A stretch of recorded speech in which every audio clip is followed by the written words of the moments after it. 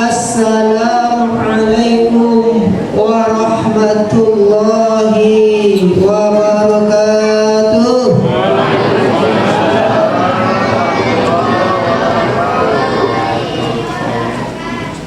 Yang kali suara bapak itu suara anak, ibu kan masa banyak nama kamu gak bu? Lama ngantuk ya ibu bu? Banyak mana makan bola jadi mana? Kau ibu nak pergi kasalok, pergi kasalok bu asal yang balik lalu. Ibu nak takalok lalu asal yang bijak betul jadi kamu. Iya. Ini takalok ya? Ini takalok ibu. Kalau takalok bu ustaz, saya cara mas berapa bu? Pak Camat membeli tomat dibeli ke kota Bali. Salam pertama nampaknya kurang semangat, salam kedua rancak bilang kembali. Assalamualaikum warahmatullahi wabarakatuh.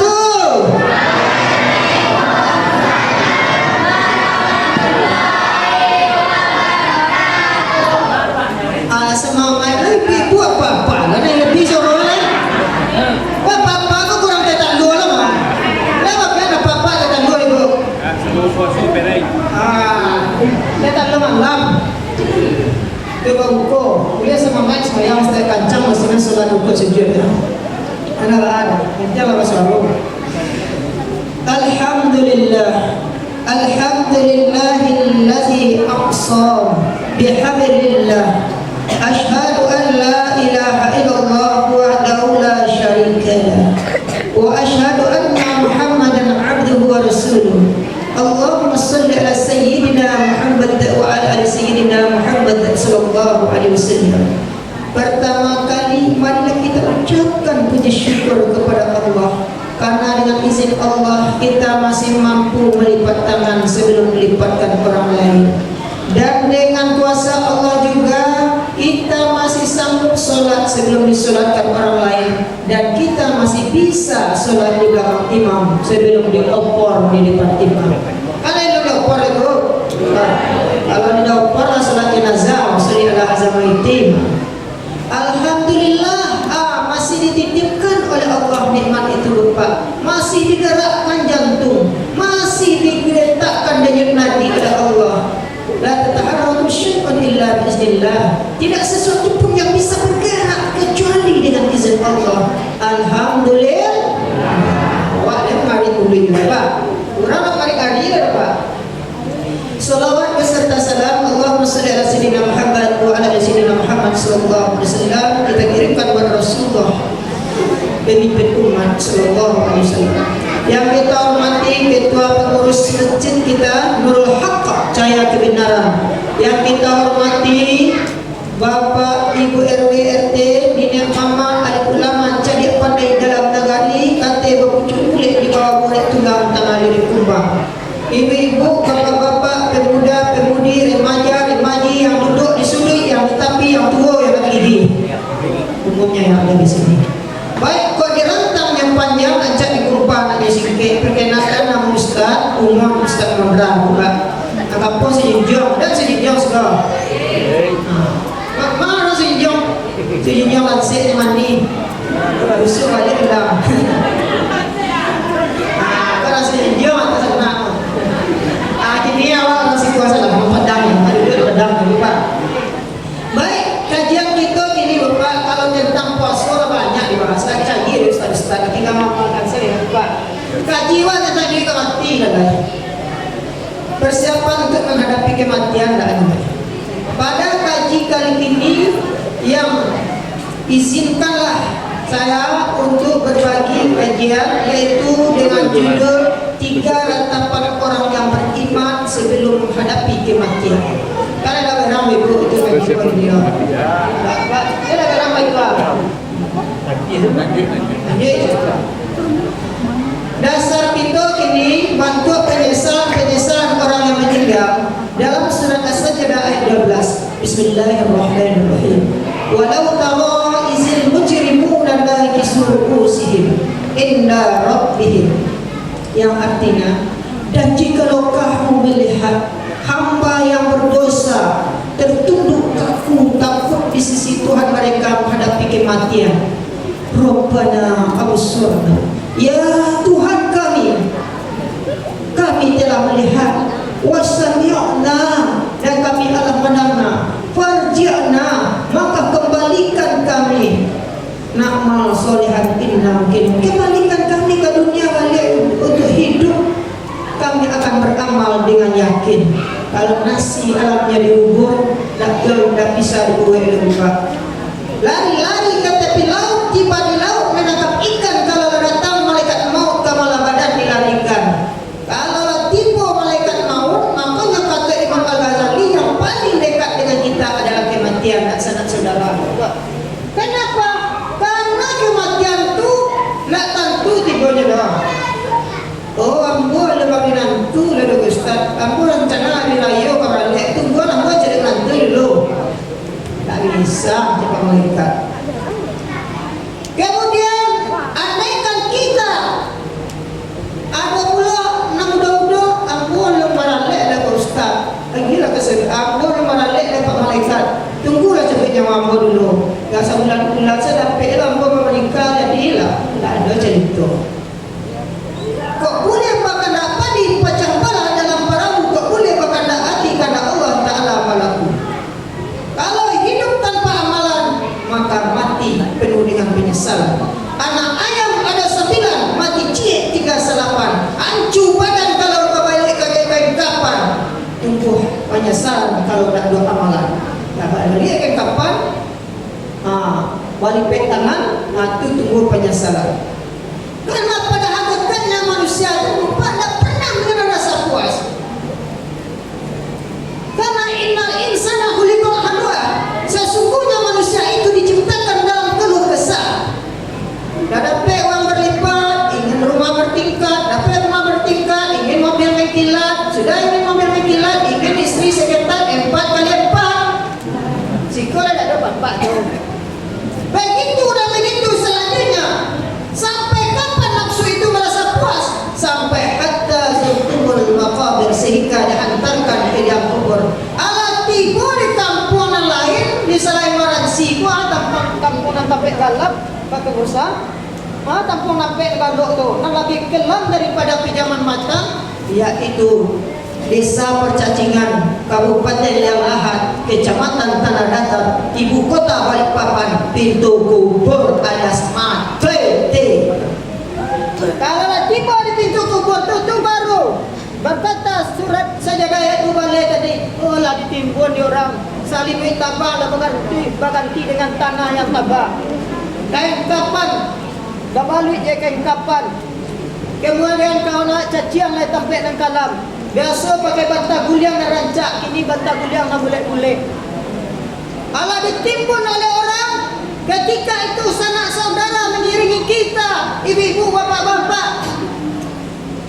Puan salak banyak berduri, anjing berkais di tepi goa, teman gelap, mudah dicari, teman menangis, jarang bersua. Tak galak ya banyak. Oh, ni, ku kawan, aku pejabat kau mah. Alah bangkrut kawan, lah nak pandang caleg lah jauh tempat kau mah. Dan itulah manusia apa. Jadi sahabat sejati itu bagaimana? Ketika kita sakit, ketika kita dalam keadaan susah, hanya mendapat bahwa ada kawan itu bukan. Oleh karena itu, adat hidup tolong menolong, adat kematian doa mendoakan. Tidak sampai ngurus. Kalau awak peduli dengan orang lain akan peduli dengan awak. Kalau awak tidak peduli dengan orang lain pun tak akan peduli dengan awak. Makanya ketika solat itu pakai ngurus, kita mulai dengan lillahi ta'ala, niat. Akhir salam ke kanan, salam ke kiri. Artinya malenggong ke saudara kanan ke kiri. Iko tak pernah celik kanan kiri. Tasya solat tetap di kanan wak, tasya solat kiri wak. Orang zikir Allah mantas salam, minta salam, Allah melantas jalan, langsung saya kabur suruh masuk di dia suka suam. Orang meninggal, awak baku saya dalam kamar. Anda tahu dan ambil peduli. Orang yang tidak pernah peduli dengan orang lain, resikonya orang lain tak akan pernah pula mendoakannya. Kenapa? Kalau awak sering mendoakan orang lain pun akan mendoakan kita.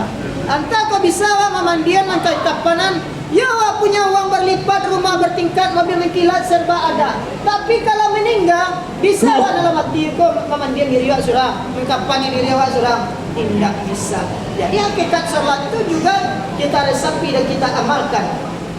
Jadi sebelum penyesalan, ratapan orang-orang yang beriman sebelum menghadapi kematian ada di masa Rasulullah. La berimanyo la dapat segala pak masih maratuk jolan. Awak antah daya doa mal kalau cukup amal tak balik ke desa percacingan itu tidak pak. Tidak dia merasa menyesal dan gini dah. Kalau ingin menyesal dari saat sekarang inilah kita harus menyesal sebelum datang masanya. Ibu bapak-bapak rahimahullah. Untuk sebelum kita penyesalan itu datang yang terakhir, man arafa nafsahu faqad arafa rabbahu. Siapa yang mengenal dirinya niscaya akan mengenal Tuhannya. Maka untuk mengenal diri wa coba mencari diri wa kuwa. Umur baran suwa wa man nu'ammirhu nunakkisu fil khalqi afala yaqilu. Dan siapa yang dipanjangkan umurnya oleh Allah, Allah ambil nikmat itu sedikit demi sedikit Allah kurangi. Apalah yaqilun, apakah mereka tidak berpikir? Pertama kalian ngeplangin tuh, pertama manusia diciptakan dalam kuat. Ala baran semua tambah ni apa juga, tambah kate bapak. Alam mulai seperti orang belakang lengkok. Kok kuli ala kandua, matu ala kapua, salimu ala tabudu, duduk ala mauju, makan ala kabubu, datangmu masuk kubur, tetetetet, tetetet. Lada yang suah sekete-kete. Cari diri kau orang buku pak. Kalau lah kena kau, akulah mulai dari selang 2 tahun lah.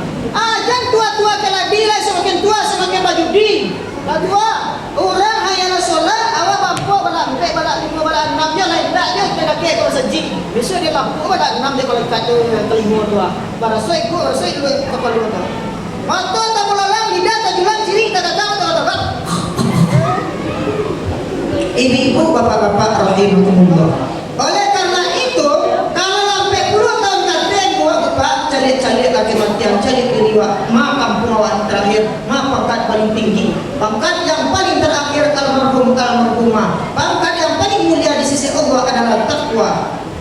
Ibu-ibu, bapak.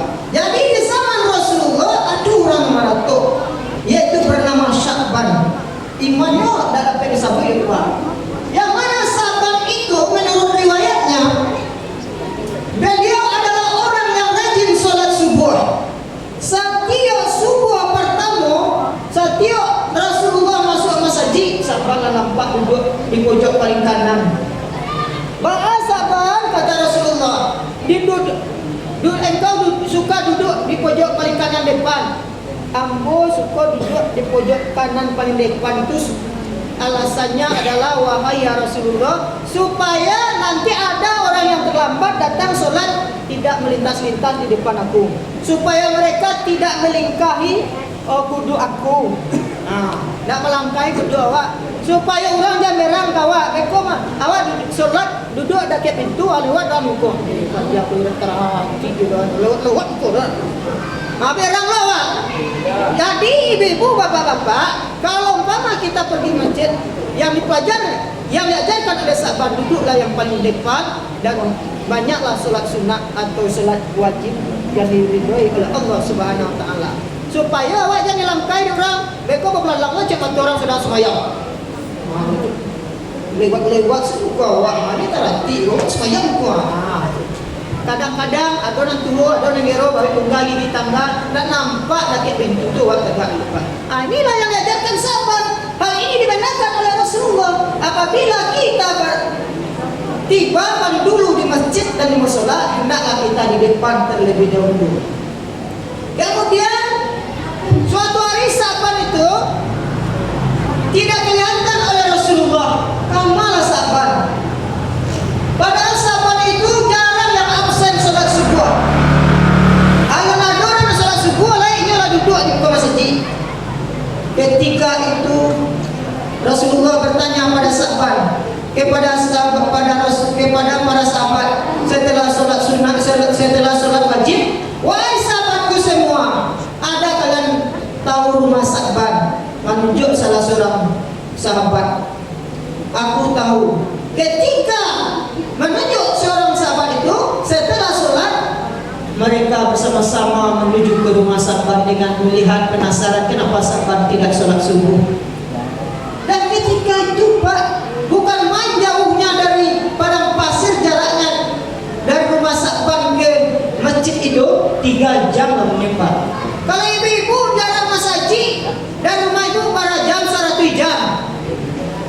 tidak sampai 5 menit. Yang bahayanya Pak Bu, rumahnya ada di depan corong masjid. Hayya ala sholat, mari kita sholat. Baru Bilal mengumandangkan suara azan. Walaupun Bilal yang mengumandangkan, sesungguhnya suara ini Bu Pak adalah undangan Allah.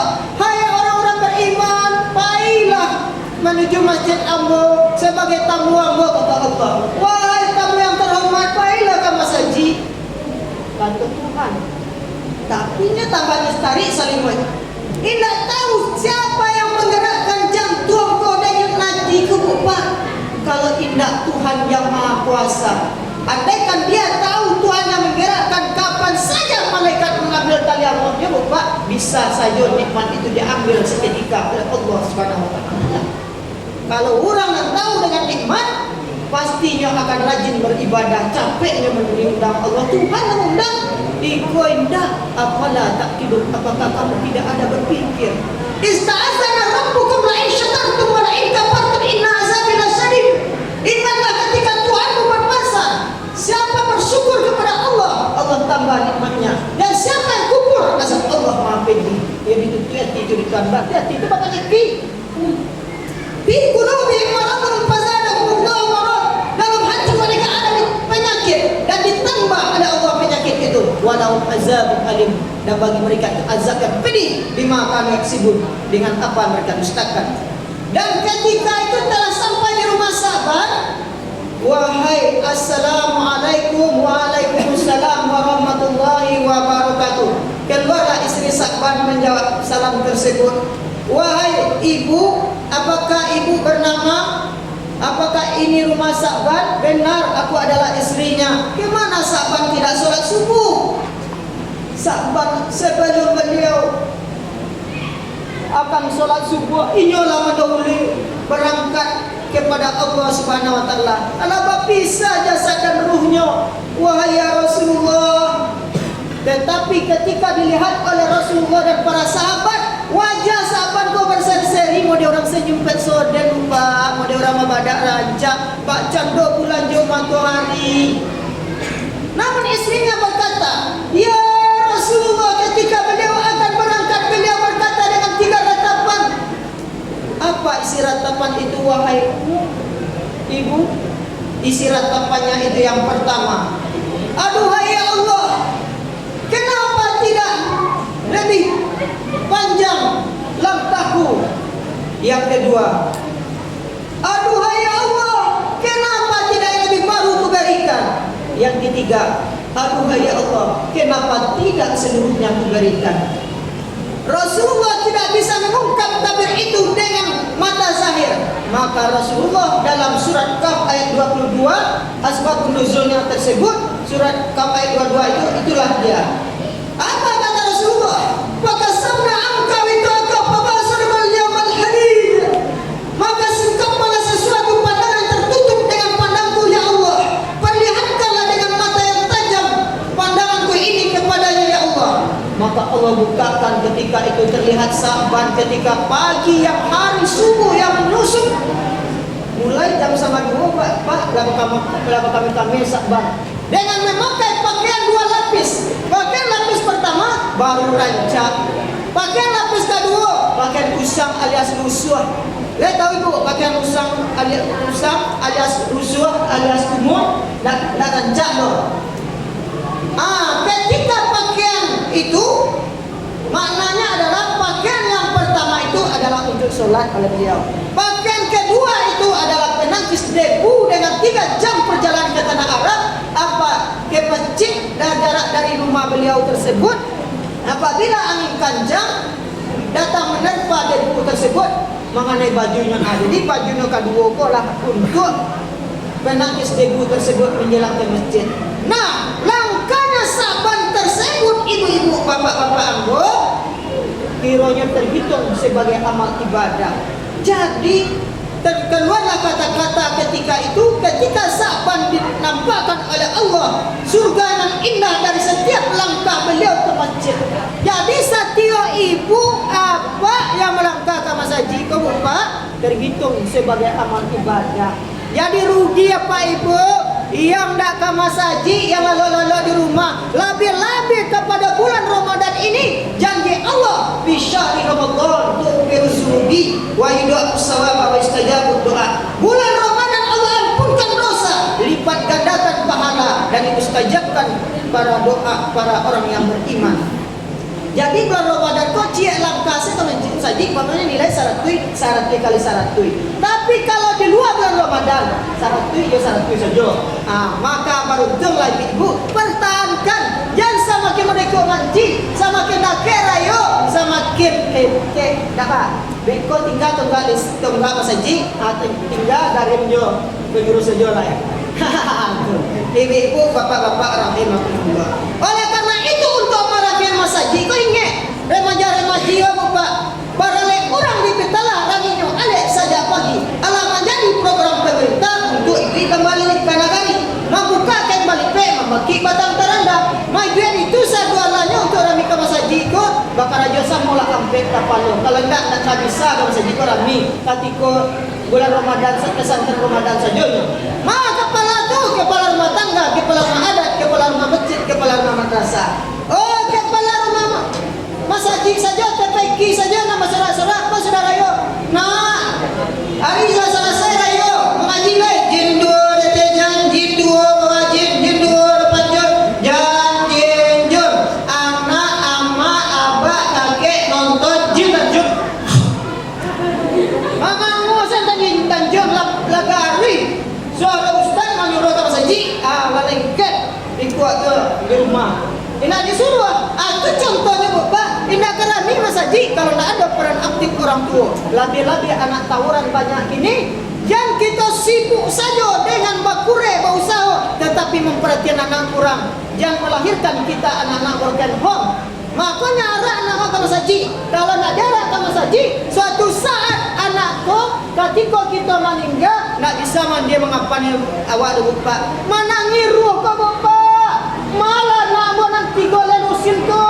Ndak ada surang lahan batullah sama mandian. Tiba tiruh ko. Ketika ayah dimandikan ke tubuh jenazah tu bapak, merontar-rontar ruh ko merasuk ke sakitan bapak.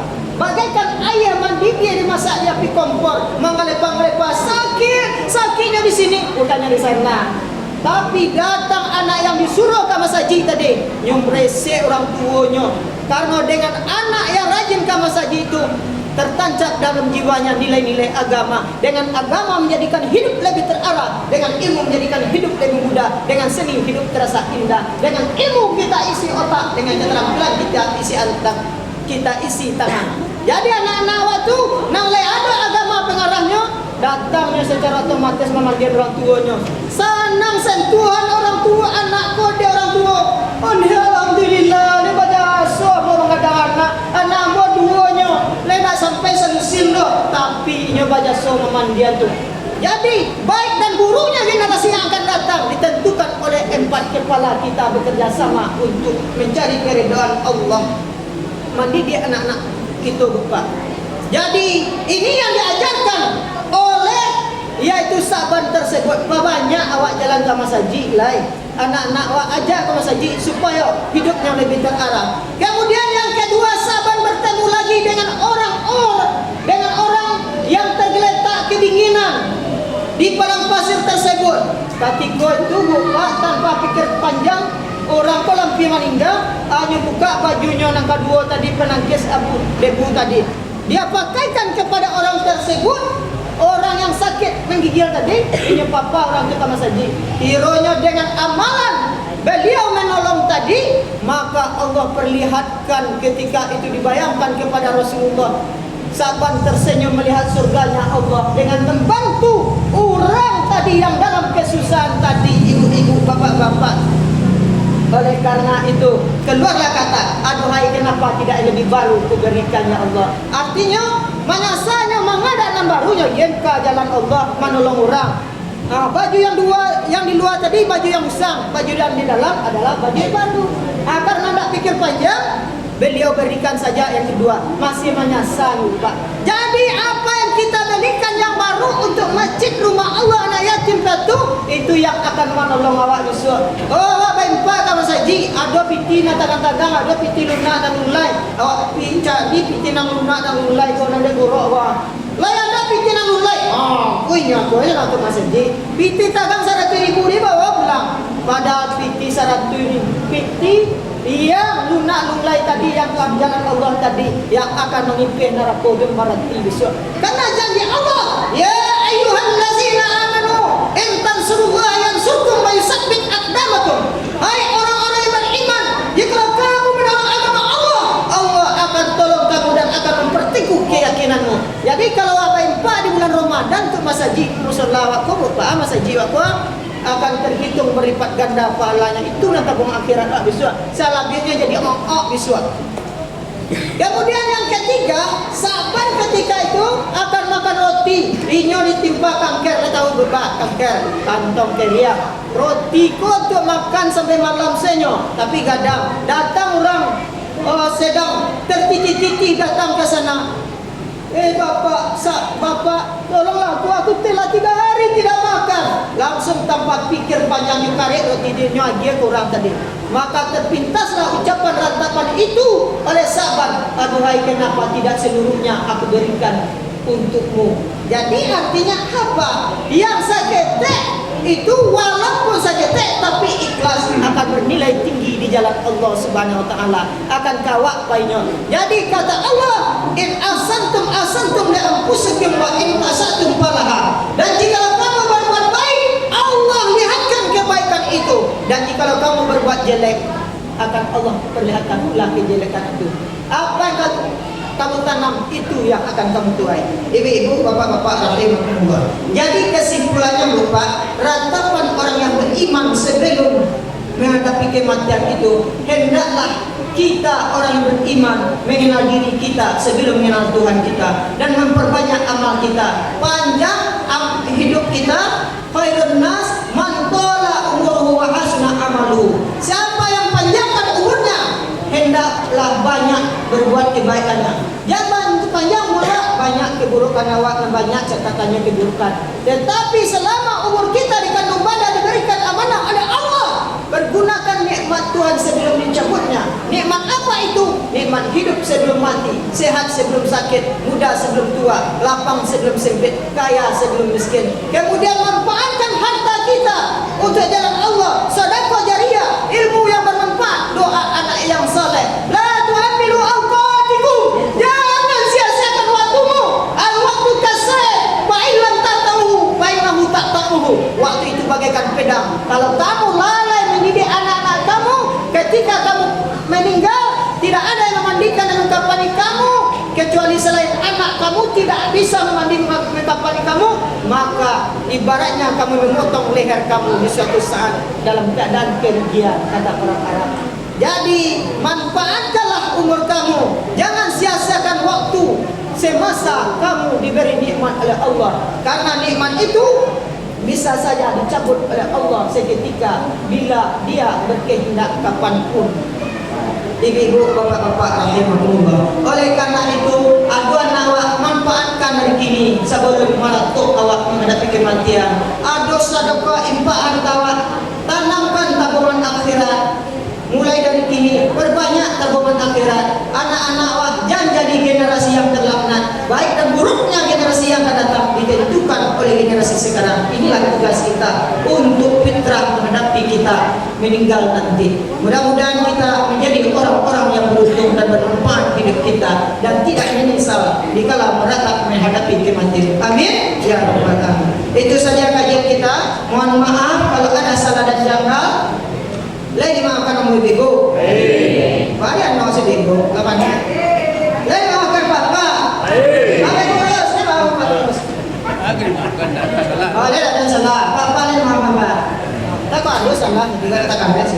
Terima kasih atas segala perhatian. Mohon maaf atas segala kekurangan. Alif junub tanda dapat, azab syukur tanda mati. Ridho jamaah aku pinta dengan assalamualaikum kamu sudahi. Wabillahi taufiq wal hidayah. Wassalamualaikum warahmatullahi wabarakatuh. Waalaikumsalam.